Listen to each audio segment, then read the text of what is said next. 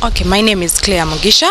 I'm a program assistant at Action Group for Health, Human Rights and HIV/AIDS, AGA Uganda. We work on HIV/AIDS issues to see that the government is increasing money for funding HIV/AIDS medicines that includes ARVs for all communities in Uganda. And the current situation today, you realize that the funding for the health sector has greatly dropped.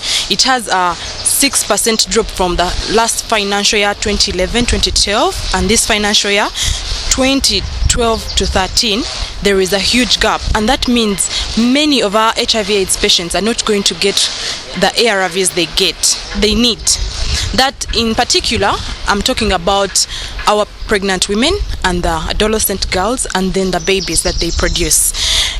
In the past years, government was using a combination of option A. There are three combinations of ARVs for pregnant women. There is option A, option B, and option B+. Now, option A was where mothers were given ARVs in stages. For example, from 14 weeks, then at birth, then at some months after birth. But now this therapy given from option A was not effective because it would stop at a certain stage. So that means that if you take on option A up to the last stage of after birth, that means the other years you're going to be without any treatment, and this means it's going to build a lot of resistance within you, and the HIV virus is going to multiply.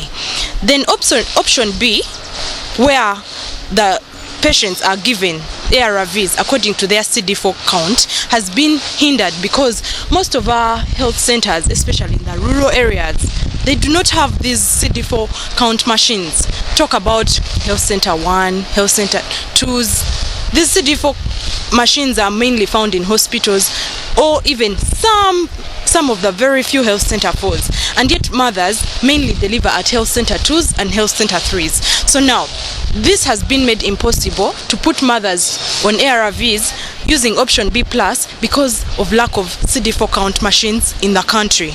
Then, as civil society, we are calling upon government to scale up HIV treatment by adopting the option B+